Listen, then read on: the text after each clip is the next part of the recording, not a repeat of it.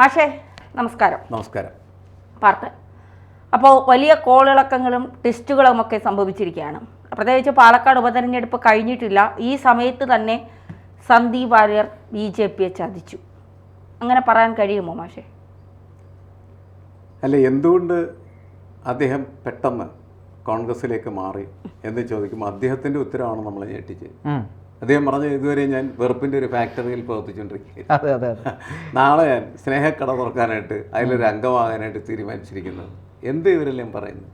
എന്താണ് ഇതിൻ്റെ അടിത്തറ എന്ന് പറയുന്നത്? രാഷ്ട്രീയത്തിൽ എന്തും പറയാം എന്ന തരത്തിലേക്ക് കാര്യങ്ങൾ മാറിയിട്ടുണ്ടോ എന്ന ചോദ്യമാണ് പാലക്കാട്ടെ വോട്ടർമാരെ ബാധിച്ചുകൊണ്ടിരിക്കുന്നതെന്നാണ് എനിക്ക് തോന്നുന്നത്. ഇതൊരു രോഗമായി മാറാം. കാരണം ഇങ്ങനെയാണ് നേതാക്കളൊക്കെ പെരുമാറുകയും പ്രവർത്തിക്കുകയൊക്കെ ചെയ്യുന്നത്. പിന്നെ അണികൾ എങ്ങനെ ഉറച്ചു നിൽക്കും? നേരത്തെ ഈ പാർട്ടിക്കകത്ത് അണികൾ ഉറച്ചു നിന്നിരുന്നതിന് ഒരു അടിത്തറ ഉണ്ടായിരുന്നു. ആ അടിത്തറ എന്ന് പറയുന്നത് അവരുടെ പാർട്ടി മുന്നോട്ട് വെക്കുന്നതായിട്ടുള്ള പ്രത്യയശാസ്ത്രത്തിനനുസരിച്ച് പ്രവർത്തിക്കുകയും ആ പ്രത്യയശാസ്ത്രം വാഗ്ദാനം ചെയ്യുന്നത് എന്താണോ അത് നടപ്പിലാക്കുന്നതിന് വേണ്ടിയിട്ട് തങ്ങളുടെ സർവസ്വവും നൽകും എന്നാണ് എല്ലാ പ്രവർത്തകരും പറയുകയും വാഗ്ദാനം ചെയ്യുകയും അതിനനുസരിച്ച് നിലപാടെടുക്കുകയും ചെയ്തിരുന്നത്. സന്ദീപ് വാര്യർ ഇക്കാലം മുഴുവൻ എത്രയോ വർഷമാണ് അദ്ദേഹം ആ പാർട്ടിക്കകത്ത് നിൽക്കുകയും അതിൻ്റെ ഭാഗമാകുകയും അതിൻ്റെ വക്താവായി മാറുകയും ചെയ്തു. വളരെ ശക്തമായിട്ടുള്ള രീതിയിൽ BJPക്ക് വേണ്ടിയിട്ട് BJPയുടെ നയങ്ങൾ അവതരിപ്പിച്ചിരുന്ന ഒരാളായിരുന്നു അദ്ദേഹം. അദ്ദേഹത്തിന് എങ്ങനെ അത് ഒരു ദിവസം ഉപേക്ഷിക്കാനായിട്ട് പറ്റുന്നു? സംഘടനയുമായിട്ട് പിണങ്ങാം, തർക്കങ്ങളുണ്ടാവും, പ്രത്യയശാസ്ത്രപരമായ പ്രശ്നങ്ങൾ വേണമെങ്കിലുണ്ടാവും. പക്ഷേ ഒരു ദിവസം പെട്ടെന്ന് പാർട്ടി ഉപേക്ഷിച്ച് വേറെ പാർട്ടിയിലേക്ക് പോകുക എന്ന് പറയുന്നത് നമുക്ക് മനസ്സിലാകുന്നൊരു കാര്യമല്ല. തീർച്ചയായും പ്രത്യേകിച്ച് കേരളത്തിന് മനസ്സിലാകാനായിട്ട് ബുദ്ധിമുട്ടാണ്.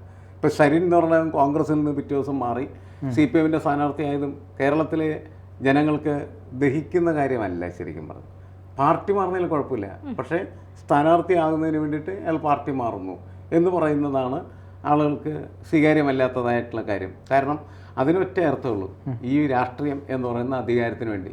ആരുടെ അധികാരത്തിന് വേണ്ടി? പ്രവർത്തിക്കുന്നവൻ്റെ, നേതാവിൻ്റെ അധികാരത്തിന് വേണ്ടി. നേരത്തെ അങ്ങനെയല്ല പാർട്ടിയിലെ അണികളൊക്കെ വിശ്വസിച്ചിരുന്നത്. ഇത് തങ്ങളുടെ ഉന്നമനത്തിന് വേണ്ടിയിട്ടാണ് എന്നുള്ളൊരു വിശ്വാസം ഉണ്ടായിരുന്നു. കാരണം ഇപ്പോൾ കമ്മ്യൂണിസ്റ്റ് പാർട്ടിയെ സംബന്ധിച്ചിടത്തോളം അവരുടെ ഒരു കാഴ്ചപ്പാടെന്ന് പറഞ്ഞതിനിടയിൽ പുതിയ ഭൂമിയും പുതിയ ആകാശവും.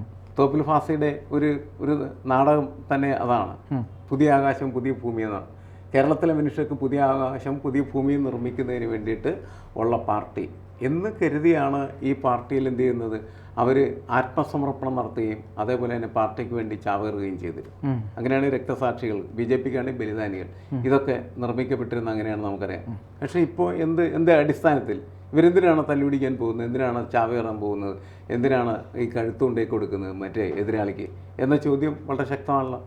അത് നമ്മുടെ എനിക്ക് തോന്നുന്നത് ഈ എറണാകുളം ജില്ല പോലെയുള്ള സ്ഥലങ്ങളിൽ അതിൻ്റെ ഈ ഫ്യൂട്ടിലിറ്റി അത് മനസ്സിലായിട്ട് ആരും ഇപ്പം അതിന് വേണ്ടിയിട്ട് ഒരു തല്ലുപിടുത്തം പോലും എറണാകുളം ജില്ലയിൽ ഇല്ല എന്നുള്ളതാണ്. മാറിയ ജനറേഷൻ ഉണ്ട്. മാറിയ ജനറേഷൻ ഉണ്ട്. അതുപോലെ പഴയ ആളുകൾക്ക് തിരിച്ചറിവ് ഉണ്ടായിട്ടുണ്ട്. ഇവിടെ സന്ദീപ് വാര്യർ ഇപ്പോൾ പാർട്ടിയെ ചതിച്ചെങ്കിൽ അല്ലെങ്കിൽ ആ പ്രത്യയശാസ്ത്രത്തെ തള്ളി പറഞ്ഞുവെങ്കിൽ ആ പാർട്ടിക്കും അതിൽ ഉത്തരവാദിത്വമില്ല. ഇപ്പോൾ സുരേന്ദ്രൻ എന്ന് പറയുന്ന സംസ്ഥാന അധ്യക്ഷൻ സന്ദീപ് വാര്യർക്ക് പാർട്ടിയിൽ നിന്ന് മാനസികമായ സമ്മർദ്ദവും ആത്മാഭിമാനക്കേടും ഒക്കെ ഉണ്ടായി എന്ന് അദ്ദേഹം തുറന്നു പറഞ്ഞപ്പോൾ ചേർത്ത് നിർത്തിക്കൊണ്ട് പ്രശ്ന പരിഹാരത്തിന് ശ്രമിക്കാതെ പോണെങ്കിൽ പൊക്കോട്ടെ എന്നുള്ളൊരു നിലപാട് സുരേന്ദ്രൻ ഉൾപ്പെടെയുള്ള പല മുതിർന്ന നേതാക്കളും സ്വീകരിച്ചത് അല്ലേ? സന്ദീപ് വാര്യർ ഇപ്പോൾ കോൺഗ്രസിലേക്ക് എത്തിയത്. ഇപ്പോൾ അണികൾ, താഴെത്തട്ടിലുള്ള അണികളും ഇതല്ലേ കണ്ടുവരുന്നത്. നാളെ നമുക്കൊരു പ്രശ്നമുണ്ടായാലും ഞങ്ങളെ ചേർത്ത് നിർത്താൻ പാർട്ടിയിൽ ആളില്ല എന്നുള്ളൊരു തിരിച്ചറിവ് കൂടിയല്ലേ സന്ദീപ് വാര്യരുടെ ഈ ഒരു കോൺഗ്രസിലേക്കുള്ള രംഗപ്രവേശനത്തിലൂടെ താഴെത്തട്ടിലുള്ള അണികളും കാണുന്നത്? അല്ല, അത് മാത്രമല്ല മാഷേ, വേറൊരു കാര്യം, ഈ BJPയിലെ അണികൾ രണ്ട് തട്ടിലായ ഒരു അവസ്ഥ ഇപ്പോൾ നിലവിലുണ്ട്. കാരണം സന്ദീപ് വാര്യർ ഇഷ്ടപ്പെട്ടിരുന്ന സന്ദീപ് വാര്യർ ഈ ചാനൽ ചർച്ചയിലേക്കൊക്കെ വന്ന് BJPക്ക് ഒരു മുഖം ചാനൽ ചർച്ചയിൽ ഉണ്ടാക്കി കൊടുത്ത് ഏതടാ എന്ന് ചോദിച്ചാൽ എന്തടാ എന്ന് ചോദിക്കുന്ന ഒരു നേതാവ് ഞങ്ങൾക്കുണ്ട് എന്ന് BJPയുടെ അണികൾ മനസ്സിലാക്കിയത് സന്ദീപ് വാര്യറിലൂടെയായിരുന്നു. പക്ഷേ ആ സന്ദീപ് വാര്യരെ കണ്ട് ഇതിലേക്ക് വന്ന കുറേ ആളുകൾ സന്ദീപ് വാര്യരെ ചവിട്ടി പുറത്താക്കിയതാണ് എന്ന് പറഞ്ഞുകൊണ്ട് സന്ദീപ് വാര്യരെ അനുകൂലിക്കുകയും BJPയുടെ സംസ്ഥാന നേതൃത്വത്തിനെതിരെ വളരെ ശക്തമായ രീതിയിൽ തെറിവിളിക്കുകയും ചെയ്യുന്ന ഒരു കാഴ്ചയും ഇന്ന് കാണുന്നുണ്ട്. അപ്പോൾ അതും കൂടി ചേർത്തുകൊണ്ട് ഈ വിഷയത്തെ പറഞ്ഞാൽ അങ്ങനെയാണ് നോക്കിക്കാണുന്നത്? അല്ല, അതിൻ്റെ പ്രശ്നം എനിക്ക് തോന്നുന്നത് എല്ലാ പാർട്ടികളിലും ഇങ്ങനത്തെ സംഭവങ്ങളൊക്കെ ഉണ്ടായത് നമുക്ക് നമ്മുടെ ചരിത്രത്തിൻ്റെ ഭാഗം. പക്ഷെ അവിടെയൊക്കെ അവർ മുന്നോട്ട് വെക്കുന്ന അല്ലെങ്കിൽ അവർ പറയുന്ന ഒരു പ്രധാനപ്പെട്ട കാര്യം എന്താണ്? ആളുകൾ വരും പോവും, സ്വാർത്ഥ സംഘം മുന്നോട്ട് എന്നുള്ളതാണ്. അതായത് പട്ടികൾ കുരക്കട്ടെ, ഞങ്ങൾ മുന്നോട്ട് എന്ന് പറയുന്ന നയം. അതാണ് സുരേന്ദ്രൻ കാണിച്ചിരിക്കുന്നത്. സുരേന്ദ്രൻ ചോദിച്ചൊരു കാര്യം ഉണ്ടായിരുന്നു, സന്ദീപ് വാര്യർ എവിടം വരെയും പോകുന്നു. ഇപ്പൊ ഉത്തരം കിട്ടി. എൻ രാധാകൃഷ്ണൻ പറഞ്ഞത് ചീള് കേസാണ്. അതെ, അതെല്ലാവരും പറയുന്നത് അങ്ങനെയാണ്, ചീള്, കീടൻ, അങ്ങനെയൊക്കെയാണ്. അത് CPM-ലും അങ്ങനെയൊക്കെ തന്നെ പിണറായി വിജയൻ പറഞ്ഞിട്ടുള്ള വാക്കാണ് കീടൻ എന്ന് പറയുന്നത്. കുലംകുത്തി എന്നും കൂടി പറയും, കുലംകുത്തിയിൽ എന്ന് മാത്രമേ ഉള്ളൂ. അങ്ങനെ അതെ, അത് വേറൊരു വിഷയമാണ്. ഇതിനകത്ത് പാർട്ടിയിൽ വിട്ടു പോകുന്ന ആളുകളൊക്കെ കുലംകുത്തികളാണ് എന്നതാണ് പൊതുവെ ഈ നേതാക്കന്മാരുടെ എല്ലാവരുടെയും കാഴ്ചപ്പാട്. അത് BJP-യിൽ നിന്ന് ഒരാൾ പോയി കഴിഞ്ഞാൽ BJP-ക്കാർ അത് തന്നെയാണ് എടുക്കുന്നത്. കാരണം ഇവരെല്ലാവരും ചെയ്തുകൊണ്ടിരിക്കുന്ന ഒരു കാര്യം എന്താണെന്ന് വെച്ചാൽ, ഈ പാർട്ടി എന്ന് പറയുന്ന സംഘടനാ സംവിധാനം എന്ന് പറയുന്നത് തെറ്റുപറ്റാത്തതായിട്ടുള്ള ഒരു പ്രതിഭാസമാണ് എന്നാണ്.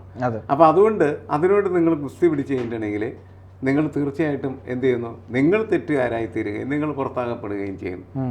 പ്രസ്ഥാനം അങ്ങനെ മുന്നോട്ട് പോയിക്കൊണ്ടിരിക്കുന്നു. ഇതാണ് ഇന്ന് വരെ മുഴുവനും ഈ എന്താണ് പാർട്ടി എന്നുള്ളതിന് ഉത്തരമായിട്ട് പാർട്ടി നേതാക്കൾ കൊടുത്തുകൊണ്ടിരുന്നത്. അതിൻ്റെ പുറത്ത് മാത്രമാണ് അവർക്ക് നിലനിൽക്കാനും കഴിയുന്നുള്ളത്. കാരണം എന്ന് വെച്ചാൽ, ഒരാൾ വളരെ ശരിയായിട്ടുള്ള ഒരു രാഷ്ട്രീയം ഉയർത്തിപ്പിടിക്കുന്ന സമയത്ത് പാർട്ടി വിമർശിക്കേണ്ടി വരും. തെറ്റായിട്ടുള്ള കാര്യങ്ങൾ ചെയ്യുന്ന സമയത്ത് പാർട്ടി വിമർശിക്കേണ്ടി വരും.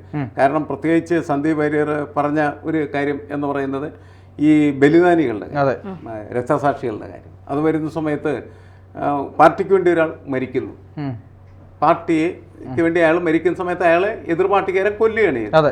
ആ കൊലയാളികളെ സംരക്ഷിക്കുന്ന സമയം ഈ പാർട്ടി എടുത്താൽ അപ്പം എന്ത് ചെയ്യും? അതിനെതിരെ പ്രതികരിക്കേണ്ടത് നിർബന്ധമാണ് പ്രശ്നം. അപ്പോൾ അത് പ്രതികരിക്കും. അങ്ങനെ പ്രതികരിക്കുമ്പോഴാണ് പാർട്ടി വിമർശിക്കുന്ന ഒരു വിഷയമായിട്ട് വരുന്നത്. ആ വിഷയത്തിൽ മാത്രമല്ല, ഇപ്പോൾ കൊടകര സംഭവം, അഴിമതി, പരസ്പരമുള്ള ഈ അഴിമതികളൊക്കെ അഡ്ജസ്റ്റ് ചെയ്യപ്പെടുന്നത് പരസ്പര ധാരണയായി. ഈ ഒരു അഴിമതിക്ക് മറ്റൊരു അഴിമതി, അല്ലേ, കൊടകരക്ക് കരുവൻ എന്നൊക്കെ പറഞ്ഞ സംഭവങ്ങൾ നടന്നിട്ട് ഉണ്ടാകുമ്പോൾ അതിനെ വിമർശിക്കും. അതിനെ വിമർശിക്കുന്ന ആളുകളെ ഒക്കെ പാർട്ടിയിൽ നിന്ന് പുറത്താക്കുക എന്ന് പറയുന്നത് എപ്പോഴും എല്ലാ പാർട്ടികളും നടന്നുകൊണ്ടിരിക്കുന്ന ഒരു കാര്യമാണ്. പക്ഷെ അതിന് പകരമായിട്ട് പാർട്ടി അണികൾക്കൊരു മെസ്സേജ് കൊടുക്കണമെങ്കിൽ എന്ത് വേണം? പാർട്ടിക്കൊപ്പം നിൽക്കുന്നതായിട്ടുള്ള, ഇപ്പോൾ സന്ദീപ് വാര്യർ വളരെ ആത്മാർത്ഥമായിട്ട് പാർട്ടിക്കൊപ്പം നിന്നു. നേരത്തെ പറഞ്ഞതുപോലെ പാർട്ടിക്ക് വേണ്ടിയിട്ട് പോരടിക്കുന്നതായിട്ടുള്ള ഒരു കോഴിപ്പോര് അംഗം നടക്കുന്ന സമയത്ത്, അല്ലേ, ശൂരഭീരപുരെ പോലെ എല്ലാത്തിനും അടിച്ച് വീഴ്ത്തിക്കൊണ്ടിരുന്ന സമയത്ത് BJP ആയ അണികൾക്ക് ആവേശം ഉണ്ടായിക്കൊണ്ടിരുന്നു. ആ ആവേശത്തിൻ്റെ നെറുകയിൽ നിൽക്കുന്ന ആ മനുഷ്യൻ അദ്ദേഹം പാർട്ടിയിൽ നിന്ന് പോകുമ്പോൾ ഒരു പ്രശ്നം, പാർട്ടിയിൽ നിന്ന് മാറിക്കഴിഞ്ഞായിരിക്കും. അപ്പോൾ ഒരുപാട് അണികൾ വേണമെങ്കിൽ അദ്ദേഹത്തിനൊപ്പം നിൽക്കാം.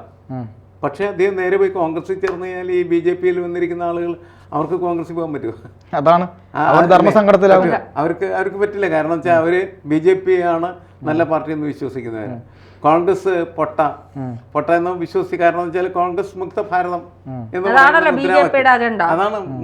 BJP-യുടെ അജണ്ട. അവിടെ സന്ദീപ് വാര്യർ ഇങ്ങനെ ഒരു തീരുമാനം എടുത്താൽ എന്താണ് അതിൻ്റെ ഒരു അർത്ഥം? എന്താണ്? പക്ഷേ അവിടെ ഒരു സംശയം, ഈ സന്ദീപ് വാര്യർ ഇത്തരത്തിൽ പൊട്ടിത്തെറിക്കുന്നു, അദ്ദേഹത്തിന് കുറേ അവഹേളനങ്ങളൊക്കെ ഉണ്ടാവുന്നു, അങ്ങനെ പലതരത്തിൽ ആത്മാഭിമാനത്തിന് മുറിവേൽക്കുമ്പോഴാണ് അവസാന നിമിഷമാണ് അദ്ദേഹം പൊട്ടിത്തെറിക്കുന്നത്. അതായത് ഈ ഇദ്ദേഹത്തിൻ്റെ ശ്രീകൃഷ്ണകുമാറിൻ്റെ പ്രചാരണ ചുമതല വരെ ഏറ്റെടുത്തിട്ട് അവിടെ നിന്ന് ഒരു സീറ്റിൽ പോലും തന്നെ ഇരുത്തുന്നില്ല എന്ന് ഇത്രയും ജനങ്ങളുടെ മുമ്പിൽ അപമാനഭാരത്തോടെ തലകുനിച്ച് പോവേണ്ടി വന്നു അദ്ദേഹത്തിന്.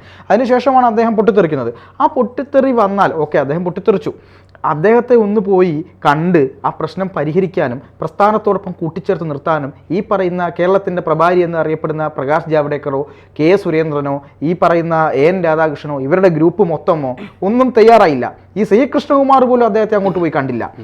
ഇത് ഇപ്പോൾ PR ശിവശങ്കരൻ മാത്രമാണ് അദ്ദേഹം പോയത്, പിന്നെ RSSൻ്റെ ഒരു ഇടപെടലുണ്ടായി, അതുകൊണ്ടൊന്നും മുറിവുണക്കപ്പെട്ടില്ല. അപ്പോൾ ഈ സംസ്ഥാന നേതൃത്വം അവരുടെ ഗ്രൂപ്പിനും അവരുടെ താല്പര്യങ്ങൾക്കും വേണ്ടി ആരും എന്തുമായിക്കൊള്ളട്ടെ, BJP ഏത് രീതിയിൽ പോയിക്കോട്ടെ, ഞങ്ങൾക്ക് ഞങ്ങളുടെ സ്ഥാനമാനങ്ങളും പണവും ഈ ഗ്രൂപ്പും തന്നെയാണ് വലുത് എന്നുള്ള ഒരു ധാർഷ്ട്യം അവരുടെ ഭാഗത്തുനിന്ന് ഉണ്ടാവുന്നില്ലേ? അധികാരത്തിലെത്തുന്നവർക്കൊക്കെ ധാർഷ്ട്യം ഉണ്ടാവും, സ്വാഭാവികമായിട്ടും നമ്മൾ കണ്ടുകൊണ്ടിരിക്കാനാണ്. CPM എന്ന് പറയുന്നത് കേരളം ഭരിക്കുന്ന സമയത്ത് CPM-ന്റെ ചെറിയ നേതാക്കൾ പോലും ഈ ധാർഷ്ട്യം പ്രകടിപ്പിക്കുന്നതാണല്ലേ. അപ്പോൾ സുരേന്ദ്രനെ സംബന്ധിച്ചിടത്തോളം കേന്ദ്രം ഭരിക്കുന്നത് BJP ആണ്, നരേന്ദ്രമോദിയാണ് ഇന്ത്യ ഭരിക്കുന്നത്. എല്ലാ പാർട്ടിയിലും അങ്ങനെ ഒരു ധിക്കാരപരമായിട്ടുള്ള സമീപനം നമുക്ക് കാണാൻ കഴിയും. അതാണ് ഇവിടെയും പ്രകടമാക്കിയിരിക്കുന്നത്. അല്ലെങ്കിൽ ഇത് വളരെ നല്ല രീതിയിൽ പരിഹരിക്കാം. ഇപ്പം ഞാൻ തന്നെ പലപ്പോഴും ഇപ്പോൾ ഗൗരിയമ്മയുടെ പ്രശ്നം ഉണ്ടായ സമയത്ത് ഗൗരിയമ്മയെ അന്ന് പാർട്ടി നേതാക്കൾക്ക് പോയിട്ട് കാണുകയും സംസാരിക്കുകയൊക്കെ ചെയ്ത് പരിഹരിക്കാവുന്ന കേസാണ്. പക്ഷേ അവർ പരിഹരിക്കില്ല. മനസ്സിലായി? എന്താണ് എം.വി. രാഘവനും അതേപോലെ തന്നെ വി.എസ്. അച്യുതാനന്ദനും കണ്ണൂർ പാർട്ടി ഓഫീസിൽ നിന്ന് സംസാരിച്ചു. പക്ഷേ പ്രശ്നം പരിഹരിക്കപ്പെട്ടില്ല. ഇയാൾക്ക് എം.വി. രാഘവന് ഒരു ചായ കൊണ്ടുപോയി കൊടുത്തത് അദ്ദേഹം കുടിച്ചില്ല.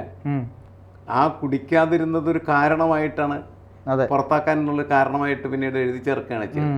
അപ്പൊ ഇതൊക്കെ പരിഹരിക്കാൻ വേണ്ടിയുള്ള പരിശ്രമങ്ങളല്ല ശരിക്കും. ഇപ്പോൾ എനിക്ക് തോന്നുന്നു പലപ്പോഴും ഈ എം.വി. രാഘവനെ പുറത്താക്കുന്നതിൽ EMS ഇരിക്കുന്ന വേദിയിൽ EMSനേക്കാൾ കൂടുതൽ കയ്യടി എം.വി. രാഘവന് കിട്ടി എന്നുള്ളതൊരു കാരണമായിരുന്നു എന്നാണ് പറയുന്നത്. എന്ന് വെച്ചാൽ നമ്മൾ ഈ നേതാക്കളുടെ ഈഗോ അതിനെ സ്പർശിക്കുന്ന തരത്തിലേക്ക് ഇവർ മാറി. സന്ധ്യ വാര്യർ ചിലപ്പോൾ അങ്ങനെ മാറിയിട്ടുണ്ട്. അങ്ങനെ മാറിക്കഴിഞ്ഞാൽ അവന് വേണ്ട എന്ന് തീരുമാനിക്കുന്നുണ്ടാവും. അതാണ് പ്രശ്നം. തീർച്ചയായിട്ടും എന്തായാലും അങ്ങനെയാണ് തോന്നുന്നത്. ഇപ്പോൾ ഈ ശ്രീജിത്ത് പണിക്കരും ഇങ്ങനെ പ്രശ്നം ആരായിട്ട് ഉണ്ടാക്കുന്നുണ്ട്, സുരേന്ദ്രനായിട്ട് ഉണ്ടായിക്കൊണ്ടിരിക്കുന്നത്. അപ്പൊ ഇതൊക്കെ വെറും ജലസികൾ മാത്രമാണ്. അപ്പൊ അത് അങ്ങനെ തന്നെ കാണണമെന്നാണ് എനിക്ക് തോന്നുന്നത്.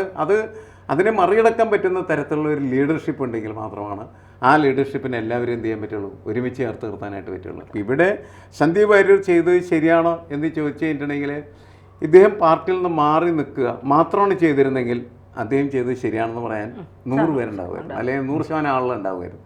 പക്ഷെ പിറ്റേ ദിവസം പോയി കോൺഗ്രസിൽ ചേരുമ്പോൾ അത് മങ്ങിപ്പോകും. തീർച്ചയായിട്ടും. കാരണം അതൊരു രാഷ്ട്രീയ നിലപാടല്ല, രാഷ്ട്രീയമായിട്ട് ഉള്ള വലിയ വീഴ്ചയായിട്ടാണ് ഞാൻ കാണുന്നത്. ഇപ്പൊ ആരോ പറഞ്ഞു ഇയാള് ആത്മഹത്യ ചെയ്തിരിക്കുകയാണ് എന്ന്, സന്ദീപ് വാര്യർ രാഷ്ട്രീയ ആത്മഹത്യ. ഇതാണ് ഇങ്ങനെ കോൺഗ്രസ് ചെന്തി 2 കാരണങ്ങളൊന്നും. എന്താ വെച്ചാൽ ഈ കോൺഗ്രസിലേക്ക് അദ്ദേഹം ചെല്ലുമ്പോൾ കോൺഗ്രസ്സുകാർക്ക് അദ്ദേഹം വലിയ താല്പര്യമുള്ളവനായിരിക്കും. ഞാൻ ശരിയായി വരാനായിട്ട് കുറെ സമയമൊക്കെ പിടിക്കുമല്ലോ. അങ്ങനെ പിടിച്ച് വന്നാലും ഇതേ പ്രശ്നം അവിടെയും മണിയുണ്ടാവും. അപ്പോൾ ഈ കാരണം ഇത് അധികാരത്തിൻ്റെ പ്രശ്നമാണ്. അത് ഏത് പാർട്ടിയിൽ നിന്നാലും ഉണ്ടാവും. അത് മനസ്സിലാക്കിയിട്ടാണ് ഇവർ യുദ്ധം ചെയ്യേണ്ടതെന്നാണ് എൻ്റെ അഭിപ്രായം. ഇതൊരു തുടക്കം മാത്രം. ഇനി ഇടതിലേക്കും ഇനി വലതിലേക്കും വീണ്ടും BJPയിലേക്കും ഇനി മറ്റു പാർട്ടികൾ ഉണ്ടാക്കിയൊക്കെ സന്ദീപ് വാര്യർക്ക് ഓടിക്കളിക്കാം. അതിനുള്ള സാധ്യതകളുണ്ട്, തള്ളിക്കളയാൻ പറ്റില്ല.